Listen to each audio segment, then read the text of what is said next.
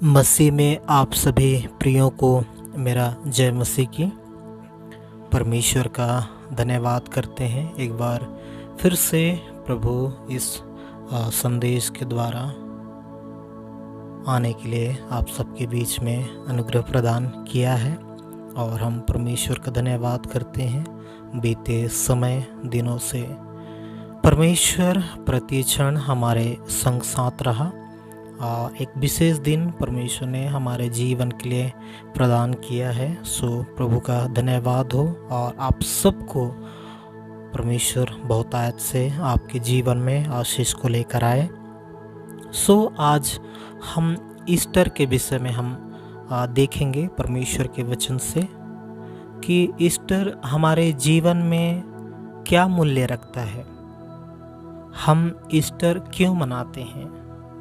क्या ये त्यौहार केवल मसीही लोगों के लिए है या सारे मनुष्य जाति के लिए है। सो इसी संदर्भ में हम परमेश्वर के वचन से हम बाइबल से देखेंगे मत्ती की सुसमाचार और उसका 28 अध्याय, जहाँ पे हम प्रभु यीशु मसीह के पुनरुत्थान के विषय में हम पाते हैं, जहाँ प्रभु यीशु मसीह के 3 दिन बाद मृतकों में से 3 दिन बाद जी उठने की बातों को जो है यहाँ पे वर्णन किया गया है। और इसे आप मरकुस में भी पाएंगे, मरकुस 16 अध्याय में, आपको यूहन्ना 20 अध्याय में। सो इस प्रकार से मिलेंगे।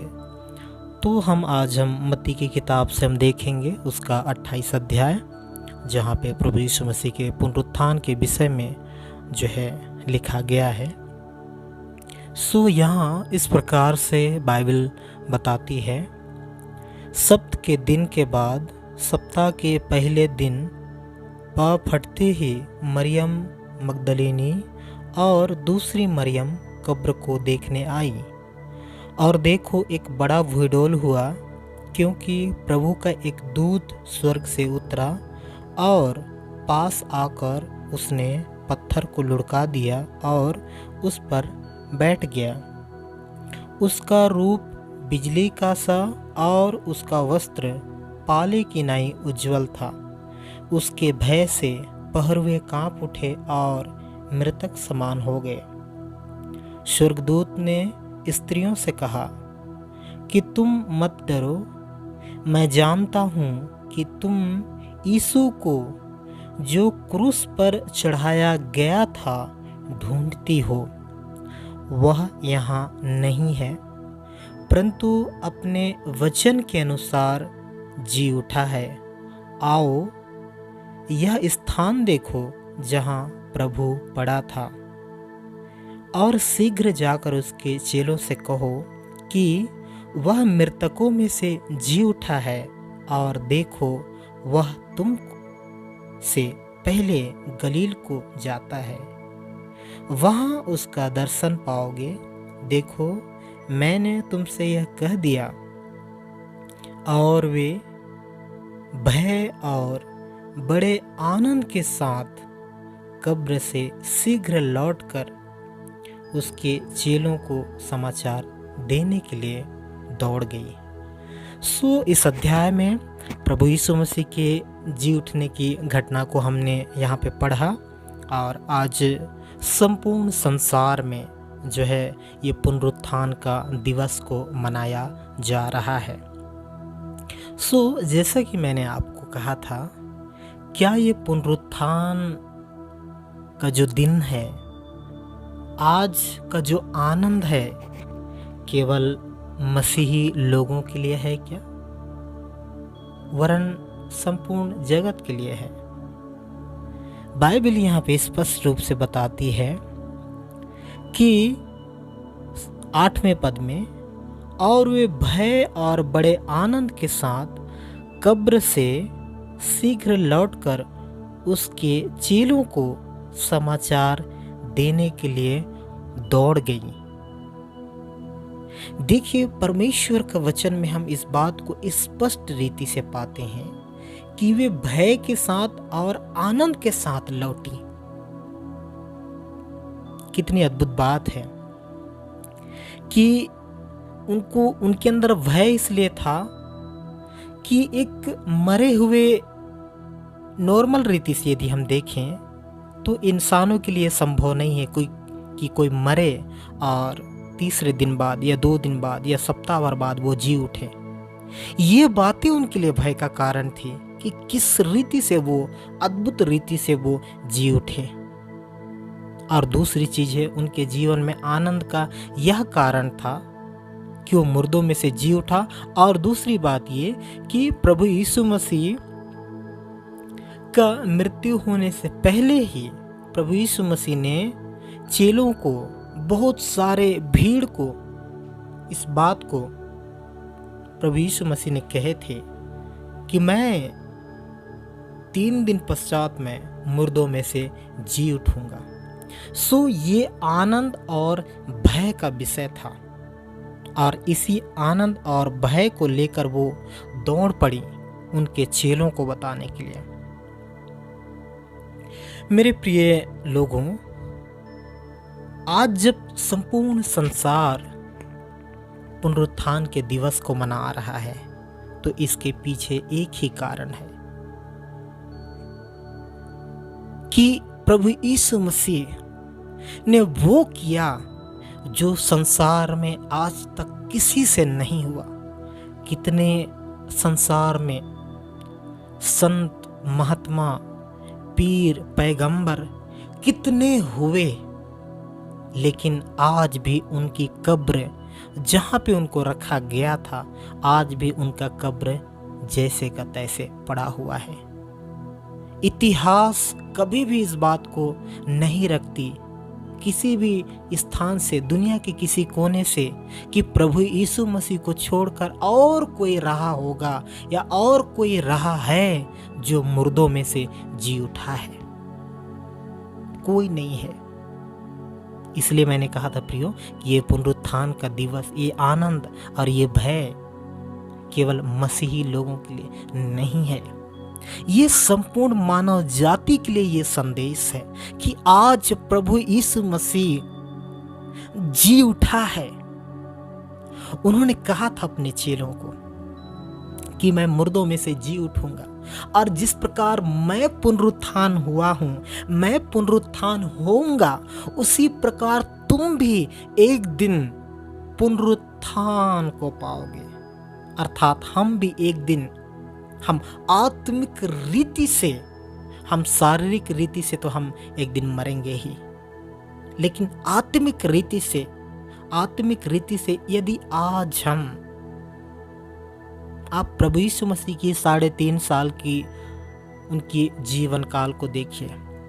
उन्होंने लोगों को मन फिराने की बात कही, पापों से, गुनाहों से फिरने की बात कही। तत्पश्चात उन्होंने अपने 33.5 साल के आखिरी क्षणों में इस बात को कहा था कि जैसा मैं पुनरुत्थान होऊंगा वैसा तुम्हें भी पुनरुत्थान को पाना है। तो ये पुनरुत्थान हमारे लिए भी है कि हमको भी एक दिन प्रभु यीशु मसीह के ऊपर विश्वास करके, ये जानकर कि मैं गुनहगार हूं, ये जानकर कि मेरे अंदर गुनाह है, मुझे गुनाहों की माफी चाहिए, मुझे पश्चाताप चाहिए, यदि आज हम इस बात को समझते हैं तो ये पुनरुत्थान का जो दिन है, पुनरुत्थान का जो बड़ा आनंद है, ये हमारे लिए भी हो सकता है।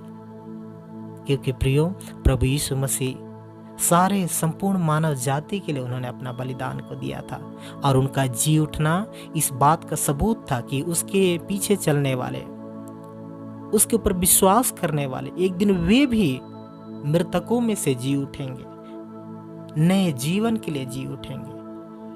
सो ये पुनरुत्थान का दिन, आज का ये जो विशेष दिन है, ये हमारे जीवन के लिए बड़े ही आशीष का कारण है ये आज का दिन, क्योंकि आज ही वो दिन था जब प्रभु यीशु मसीह ने अपने वायदे को पूरा किया था।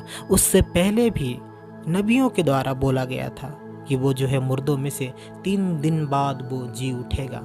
और आज इतिहास हमको हजारों साल से इसी सच्चाई को दोहराते दोहराते हम तक पहुंची है और आज सच में यीशु मसीह जिंदा है। वो कब्रों में नहीं है।